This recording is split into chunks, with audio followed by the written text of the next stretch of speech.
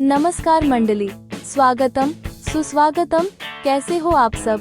उम्मीद करते हैं आप सब एकदम बढ़िया होंगे। तो चलिए बिना समय गंवाए शुरू करते हैं। क्या कहते हो? आज का विषय बेहद खास है जो आपको सोचने पर मजबूर करेगा और शायद आपकी जिंदगी का नजरिया बदल देगा। जब माता पिता पार्टनर बनने लगते हैं, चलिए इसी इमोशनल अनाचार के साथ आज का सफर शुरू करते हैं। तो वीडियो को आखिर तक जरूर देखें और अपनी राय हमें कमेंट में बताएं। और हाँ, चैनल को सब्सक्राइब करना बिल्कुल न भूलें।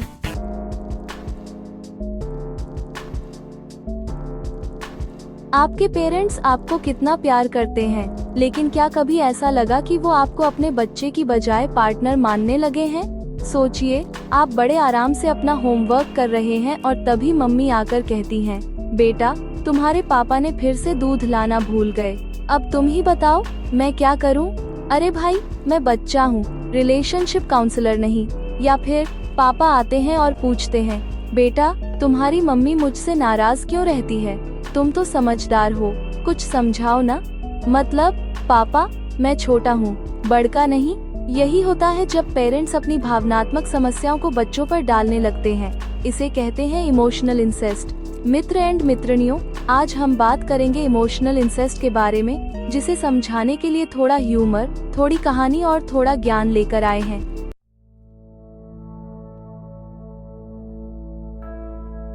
इमोशनल इंसेस्ट क्या है ये भला? इमोशनल इंसेस्ट एक ऐसा अनहेल्दी रिलेशनशिप डायनामिक है जिसमें माता पिता अपने बच्चों को बच्चे की बजाय अपने इमोशनल पार्टनर जैसा ट्रीट करते हैं। कैसे दिखता है इमोशनल इंसेस्ट? हर समस्या का हल बच्चे से चाहिए। बेटा तुम्हारे पापा फिर से लड़ाई करके ऑफिस चले गए, अब तू ही बता मैं क्या करूं? और बच्चा सोच रहा है, मुझे होमवर्क करना है, मम्मी की लाइफ नहीं संभालनी, अपनी भावनाएं बच्चों पर डालना। मैंने तेरे लिए सब कुछ कुर्बान किया, अब तेरा फर्ज है कि तू मुझे खुश रखे। यानी बच्चा खुश रहे या नहीं, मम्मी पापा की खुशी की गारंटी देना जरूरी है। बड़े होकर भी माता पिता पर फोकस की उम्मीद, तेरे दोस्त, करियर, शादी सब बाद में, पहले मेरी जिम्मेदारी निभा। ये शारीरिक शोषण नहीं है, लेकिन इमोशनल स्तर पर यह बच्चे के मेंटल एंड इमोशनल विकास को बुरी तरह प्रभावित करता है। बच्चे में आत्मनिर्भरता की कमी हो सकती है और वह अपनी जिंदगी के फैसले लेने में असमर्थ महसूस कर सकता है। तो क्या करें? इमोशनल इंसेस्ट को पहचानें और समझें कि बच्चों को उनकी उम्र और विकास के हिसाब से ट्रीट करना जरूरी है। उनसे प्यार करें पर उनका बोझ न बने।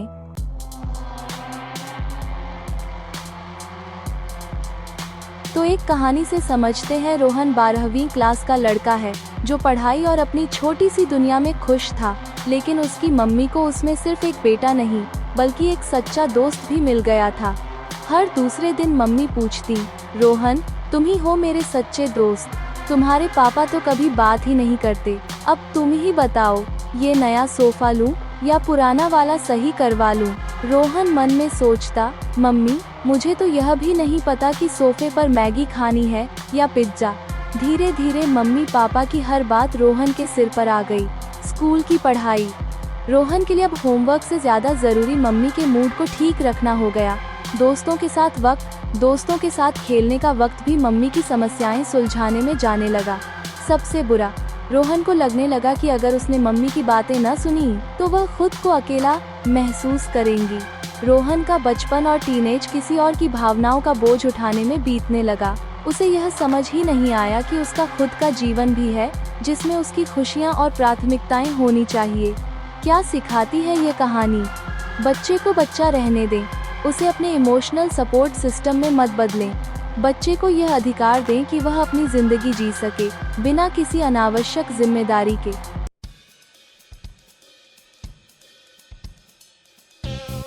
हर समस्या का हल बच्चे से चाहिए। बेटा पड़ोसी ने फिर से हमारा गेट क्यों घूरा?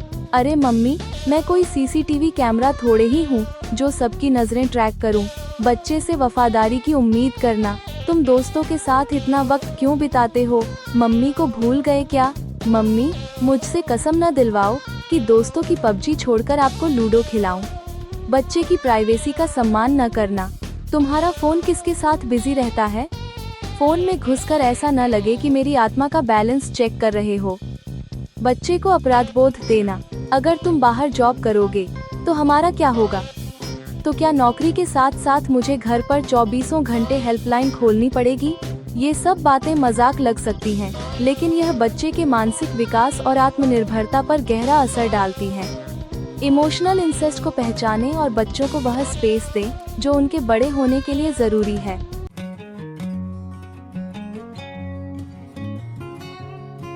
बचपन की मासूमियत खो जाती है। बच्चा सोचता है, मैं तो स्कूल में होमवर्क करता हूँ, पर मम्मी का होमवर्क क्यों खत्म नहीं होता? खेलकूद की उम्र में बच्चा रिश्तों की गुत्थियां सुलझा रहा है। बच्चा अपनी भावनाएं दबाने लगता है। पढ़ाई छोड़कर सोच रहा है, मम्मी दुखी हैं, पापा नाराज हैं, अब मैं हंसूं या रोऊं? इमोशनल बैलेंस शीट बनाने का काम शुरू कर देता है। आत्मविश्वास की कमी हो जाती है। जब हर छोटी बात का जिम्मा बच्चे पर आ जाए तो वो खुद को हमेशा गिल्टफुल महसूस करता है। मैं कुछ भी करूं, सब गलत ही लगेगा की फीलिंग बैठ जाती है। भविष्य के रिश्तों में समस्याएं होती हैं। बच्चा जब बड़ा होकर दोस्त या पार्टनर बनाता है तो हर बार लगता है, कहीं ये भी मुझसे उम्मीदों का पहाड़ न खड़ा कर दे। रिश्तों से डरने लगता है या खुद को हमेशा जिम्मेदार मान लेता है। इमोशनल इंसेस्ट बच्चे के दिमाग में ऐसी उलझनें भर देता है जो उसकी आजादी और खुशियों पर भारी पड़ती हैं। इसलिए जरूरी है कि माता पिता बच्चे के साथ दोस्ती करें, न कि उन्हें अपनी भावनाओं का बोझ उठाने वाला समझें।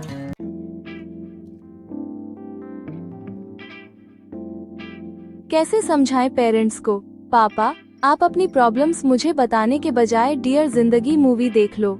हो सकता है शाहरुख सर का कोई डायलॉग आपके काम आ जाए। मम्मी, मुझे रिलेशनशिप काउंसलर समझकर अपनी हर बात बताना बंद करो, वरना एक दिन मैं भी कहूँगा, मम्मी ये मैथ का सवाल हल कर दो प्लीज, मुझे एक्स और वाई के रिश्ते का कनेक्शन नहीं समझ आ रहा। पापा, मुझे सुपर हीरो बनाने की कोशिश मत करो, मेरी कॉमिक्स में भी लिखा है हर सुपर हीरो को ब्रेक चाहिए, तो मुझे भी सांस लेने दो। मम्मी, आप मेरे लिए सबसे खास हो, लेकिन अगर मुझे सिर्फ आपका दुख दर्द ही सुनना है तो मैं बड़ा होकर साइकोलॉजिस्ट बन जाऊंगा, अभी मुझे इंजीनियर बनने दो। पापा, जब हम मॉल जाते हैं तो सबको अपनी अपनी चीज लेनी होती है ना? तो जिंदगी के मॉल में भी अपनी अपनी प्रॉब्लम्स उठाओ, मेरी प्रॉब्लम्स का सेक्शन अलग है। मम्मी पापा, आप दोनों मेरे लिए राज और सिमरन हो, लेकिन मैं भी अपनी कहानी का हीरो हूँ, मुझे मेरा सीन करने दीजिए। पेरेंट्स को यह बातें हल्के फुल्के अंदाज में समझाएं, ताकि वे न सिर्फ हंसें बल्कि आपकी बात पर गौर भी करें। इमोशनल इंसेस्ट बाउंड्री बनाएं, बच्चों को उनकी प्राइवेसी और निर्णय लेने का अधिकार दें। मम्मी, मेरी डायरी में झांकने से ज्यादा अच्छा है कि आप अपनी लिखना शुरू करें, कौन जाने एक बेस्टसेलर बन जाए। माता पिता को यह समझाएं कि उनकी भावनाओं को बच्चों पर डालने से बच्चे मानसिक रूप से दबाव महसूस कर सकते हैं। पापा, जब आपका टीवी खराब होता है तो मैकेनिक बुलाते हो, तो दिल की टेंशन के लिए काउंसलर क्यों नहीं बुलाते? बच्चों को स्वतंत्रता दें, उनकी उम्र और समझ के अनुसार उन्हें छोटे छोटे फैसले खुद लेने दें। मम्मी, जब आप मुझे रोज नाश्ता चुनने देती हैं, तो देखिए मैं कितना खुश रहता हूँ। वैसे ही जिंदगी के बड़े फैसलों में भी मुझे थोड़ा स्पेस चाहिए। समय के साथ खुद को अपडेट करें। माता पिता को समझाएं कि बच्चे समय के साथ बदलते हैं, उन्हें प्रोत्साहित करें कि वह खुद को बच्चों के साथ एडजस्ट करें। पापा, जैसे आप व्हाट्सएप सीख गए, वैसे ही आज का बच्चा समझने की कोशिश कीजिए।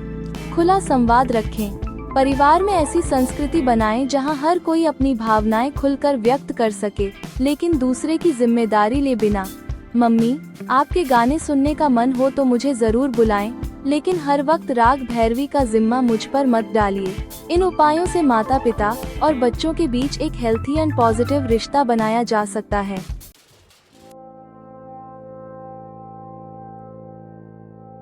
यहाँ एक छोटी सी कविता है जो इस विषय को हल्के और दिलचस्प तरीके से व्यक्त करती है। बच्चा था मैं, पर कंधे पर बोझ आया, ममता की चादर में कुछ और छिपाया। माँ बाप ने कहा तुम ही हो सहारा, पर बचपन ने कहा मुझे भी तो गुजरने दो प्यारा।